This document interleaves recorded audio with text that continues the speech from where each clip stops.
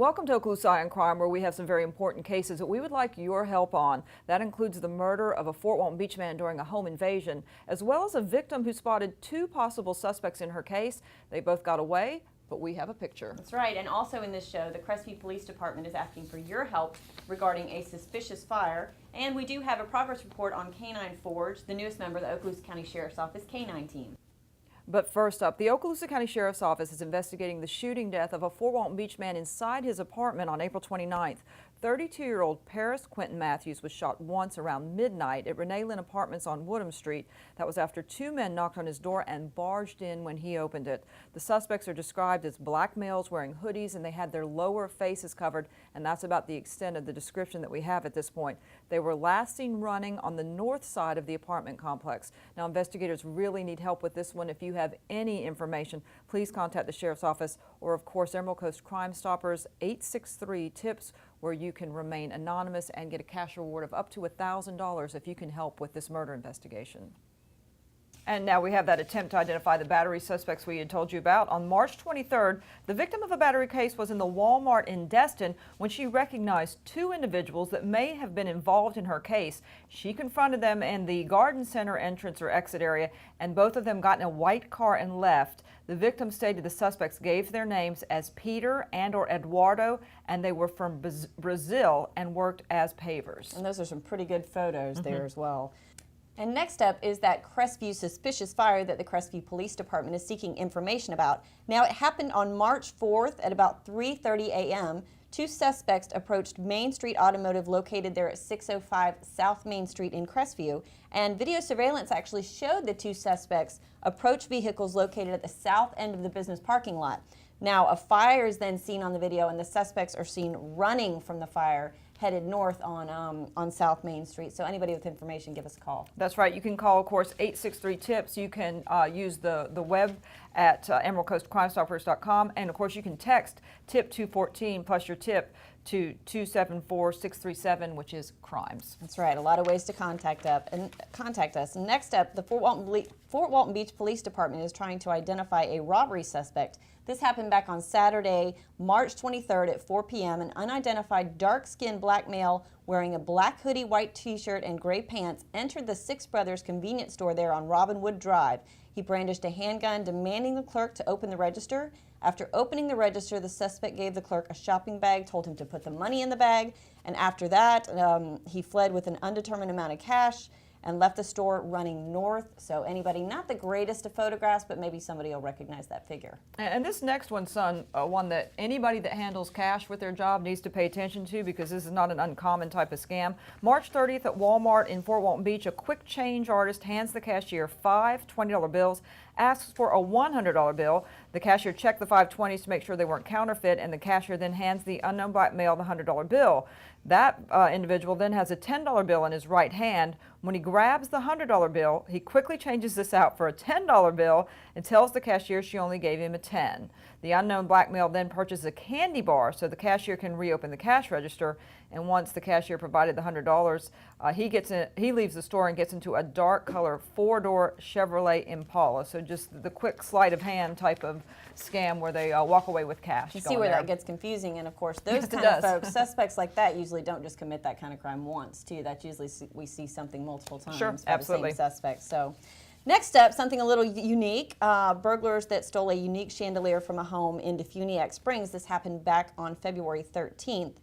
The home was at South U.S. Highway 331, broken into between February 11th and February 13th, but a brass chandelier, which is described as being 3 foot tall with 4 stag heads and covered in Swarovski crystal, was stolen from the home, and we do have a photo of it. You can see it's unique, so if you see that somewhere, give us a call because it belongs to a resident in Defuniak Springs.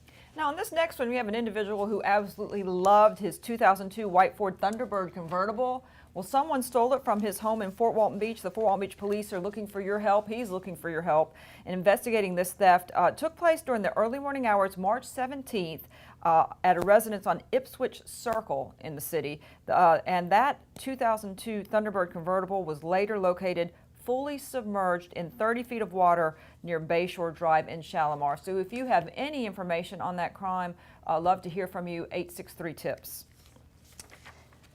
Now, for the friends and loved ones of an unsolved homicide victim, you waver between hope that the killer will eventually face justice and fear that he or she will get away with murder. But the sad mystery is finally over for the friends and family of 3 Okaloosa County residents. Sheriff Larry Ashley recently presented 3 lab technicians from the Florida Department of Law Enforcement with very special recognition for their work in helping the agency investigators solve 3 cold case homicides, and those homicides dated back 16, 27, and 37 years, respectively.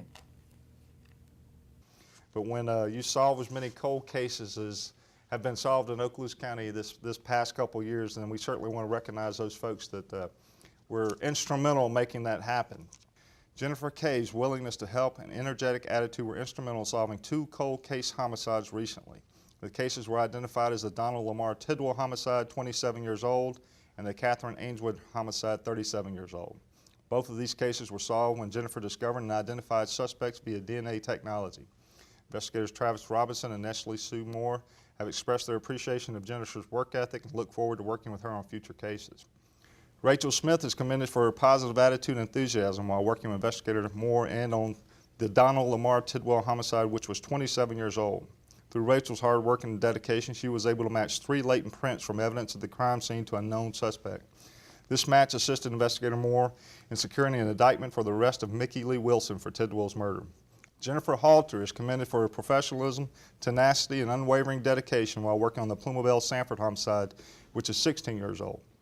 Investigator Brad Embry recommends Jennifer her deep commitment to uncover the truth and her availability to offer guidance throughout the investigation. Through this cooperative effort, Jennifer was able to obtain a complete male DNA profile from evidence at the crime scene. This DNA profile was entered into CODIS, which subsequently resulted in a match to Harry Bernard Leach. This effort led to the arrest of Harry Bernard Leach for Sanford's homicide. But while there are plenty of reasons to celebrate a job well done, the work is not over. Another cold case, this one 40 years old, is the subject of this month's Cold Case Chronicle. Now, this one involves a young woman whose life ended in tragic fashion just days before Thanksgiving back in 1973.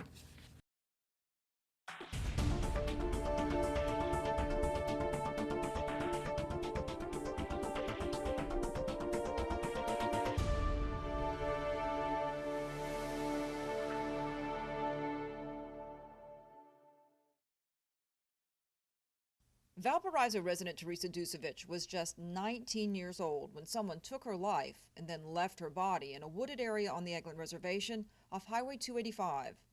She was found November 21st, 1973, and she had a gunshot wound to her head, and she also had blunt force trauma to the back of her head. She was found with her pants pulled down to her thighs and her shirt pulled over her breast. Dusevich, who was known to hitchhike, was last seen at the Matador Club between 11 and 11:30 that night. Investigators did have a number of viable suspects in her murder, but not enough evidence to pinpoint a specific individual. Investigator Suey Moore hopes to change that by resubmitting evidence for DNA analysis and re-interviewing people of interest from the nearly 40-year-old case. She also hopes someone who has information will finally be willing to talk.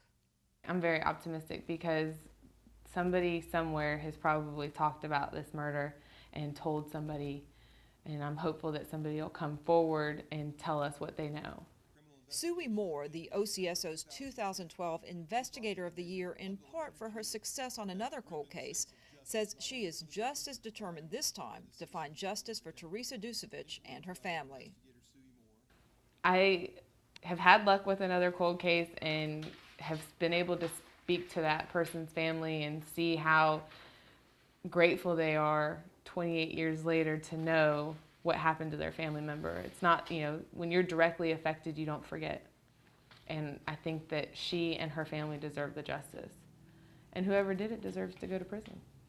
If you have information about the November 1973 murder of 19-year-old Teresa Ann Dusevich, contact the Okaloosa County Sheriff's Office at 850-651-7400 or Emerald Coast Crime Stoppers at 850-863-TIPS.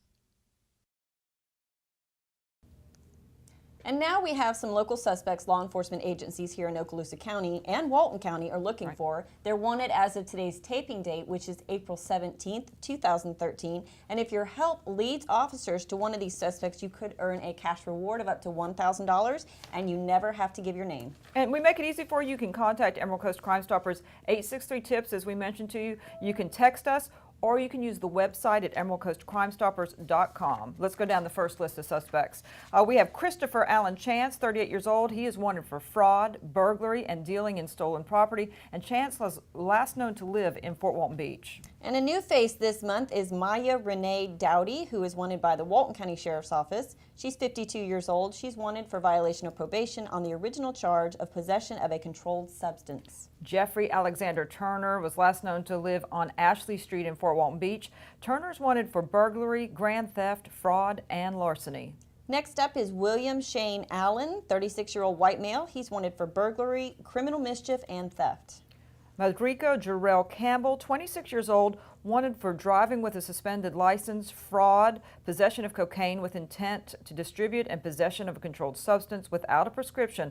Last known address, Cape Drive in Fort Walton Beach. And call 863-TIPS if you know where Casey Jackson Capps is. He's wanted for 3 counts of larceny, last known to live on Memorial Parkway over in Fort Walton Beach.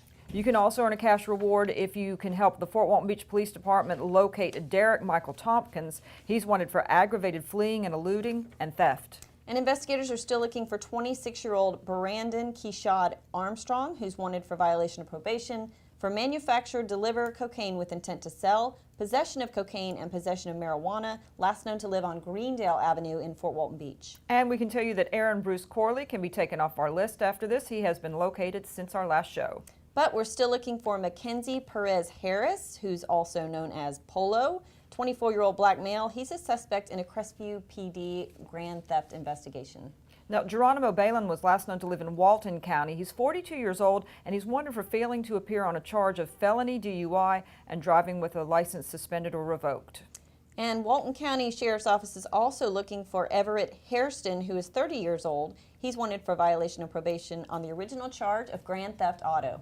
And you can add Emmanuel Uribe Martinez to the list of folks wanted by the Walton County SO. He's wanted for violating probation on charges of resisting an officer with violence and loitering and prowling. And also Eric R. Arsenault, who's 47 years old. He's wanted for violation of probation on the original charge of grand theft auto, last known to live over in Walton County. And last on this first list of suspects, Jerome Williams, 42 years old. He's wanted for violating probation on charges of grand theft, giving a false name to a law enforcement officer, and theft. And Williams was last known to live in Walton County. Last October, the Okaloosa County Sheriff's Office K-9 unit welcomed its newest member, K-9 Forge, who of course is named after fallen Okaloosa Deputy Tony Forgione. That's right, and 6 months later, K-9 Forge has earned his certification in patrol work and narcotics detection. Now, Handler Deputy Sterling Esslinger has an update on K-9 Forge's progress. What kind of work has he been doing over the past? We started with obedience, and then we worked towards agility, going over hurdles and a mock fence, 6-foot fence, and climbing ladders and long jumps and stuff like that, crawling under things. And then we progressed towards the bite work training, where he goes and bites a bad guy, and then he has to come out, and during a pat down, he's got to stay, and then we go up and do gunfire bite work, where he goes and bites the bad guy. Call him off, he comes back to me, and during a pat down, the bad guy assaults me, pushes me, and he's got to re-engage, so that's part of his certification. And then also narcotics detection. Okay, now he recently got certified. What's he certified to do? Narcotics detection through United States Police K-9 Association and patrol work. Has he actually been working the streets at this point? Yes, ma'am. Last week was our first week on the road. Okay, how's it been going? What's your assessment of K-9 Forge? He's awesome. He's awesome. I couldn't ask for a better dog. He's got a good temperament. He's social, but when it's time to work, it's time to work. One thing I noticed about him, looking at him, is just the focus that he's got, and that's something you want in all Absolutely. K-9s. I mean, what are the qualities, I guess, that you look for in a K-9, and how does he match up with Focus is one, and they've got to have drive, and he's definitely got it. He's got. If I could build a dog, that's the dog I'd build. For people that don't understand what canines are used for in law enforcement, tell me about his role in the agency. We get called to a number of things, high priority calls, shots fired, in progress calls, but we also get called to find missing children, missing adults. So they have to have the temperament where they know when the situation's hot to go take care of the bad guy, and they've also got to know when it's, hey, we gotta go find a little boy that's lost in the woods, and you know, not bite him, and he's got that. You know, we train towards that. That's one of the things, that they're such smart dogs that you can rely on them to have kind of like good judgment. What's in his future now? Is he through his certification? Has he still got a lot of stuff? We still have to work on tracking. We've been working on that at night, and we're gonna certify in tracking in the near future. And then we go to the regional dog trials in South Florida in May. Okay, so that's his next big step, is going to those. Yes. Okay, and if you had to grade him at this point, what kind of grade would you give him and why? I'm a little partial. He's an A+.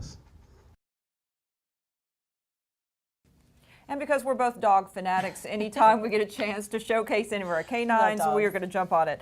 Next up is our second section that is showcasing the individuals wanted for local crime, so let's move right to that. And again, we want to remind you, wanted as of today's taping date, April 17th, 2013.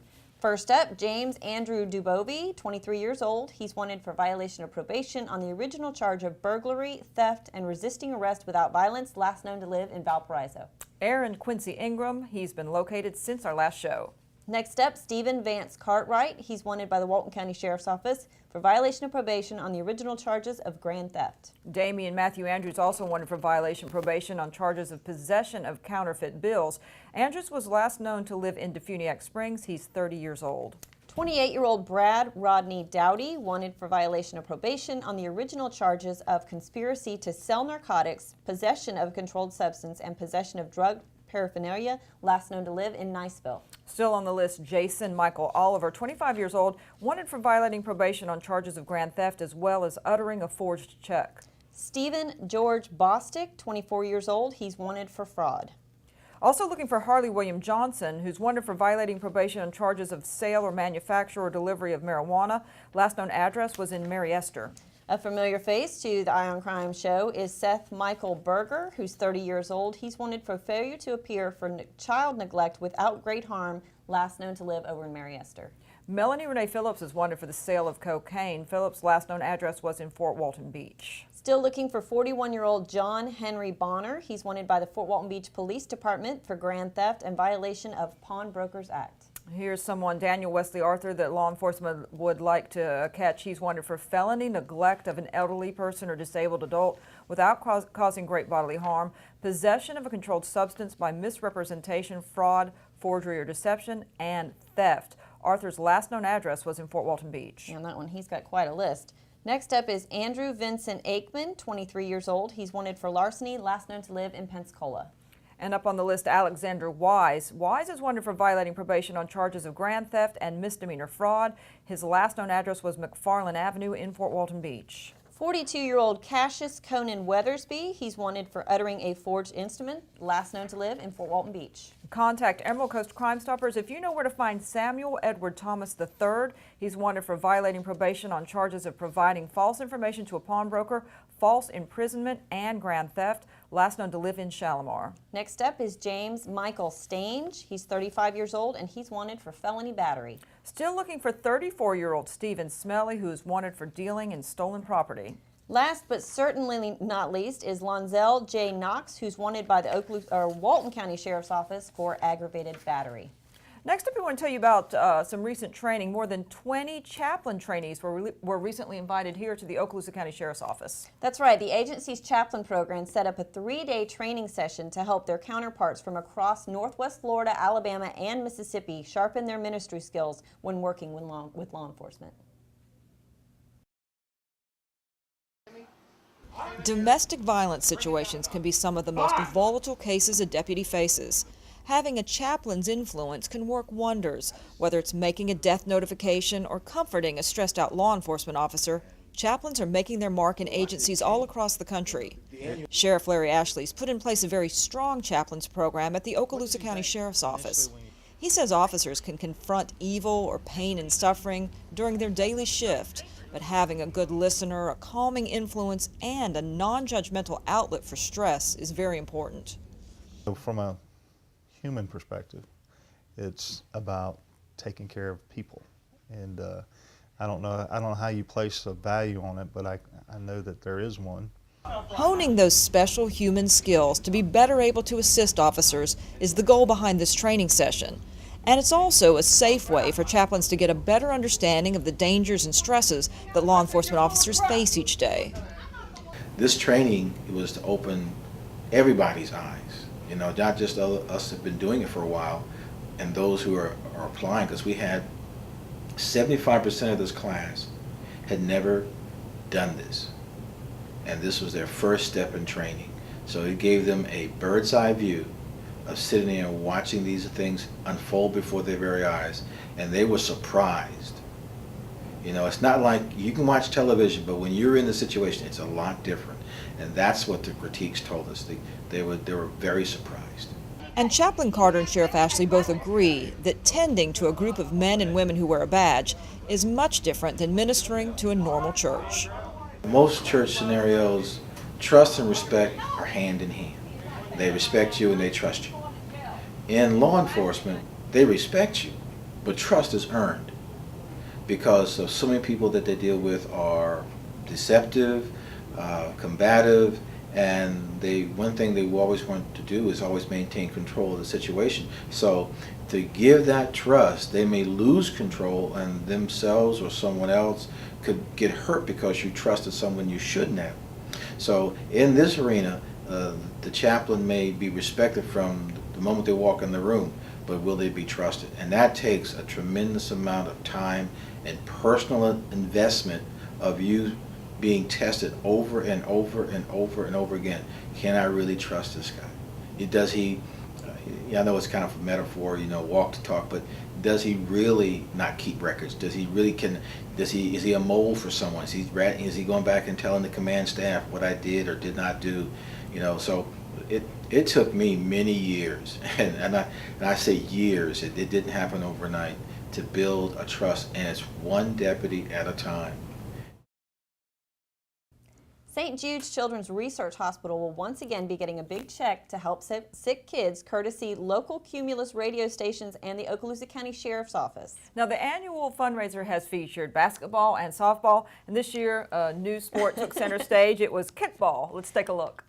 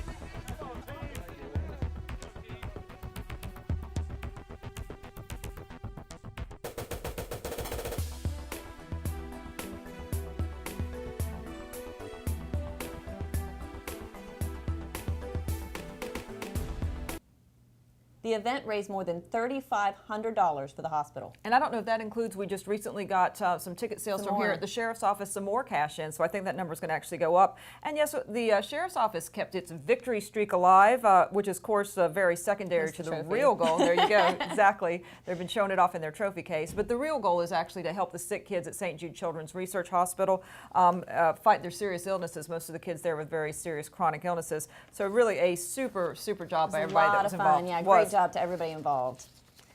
And next up, we want to talk about the Emerald Coast Crime Stoppers crawfish boils that have been going on. We had one on April 20th, Saturday at Uptown Station. And of course, we have one May 4th coming up in Walton County. But we do want to thank our sponsors because they're the ones who help us, especially in the fundraising efforts. First up is Emerald Coast Funeral Home, McLaughlin Mortuaries. Now, they were one of our bigger sponsors this year, and we just want to thank them, as well as Silver Sands Premium Outlets and PS Gifts over there by the post office. They were also one of our sponsors. Everybody knows PS Gifts. Yes, we Absolutely. know it quite well. Yes, we Southern do. Resorts Rental, Vision Signs of Destin, they actually donated the banners and yard signs for both events. Edible Arrangements over there near Cinco Bayou, by the Cinco Bayou Bridge. Thank you to them. Blue Mountain Catering, and we want everybody to know how appreciative we are of the community support, the sponsors that stepped up to help us out, because that's how we make the money at these events. Yes, and we'll have some great video on that on the next show for next month.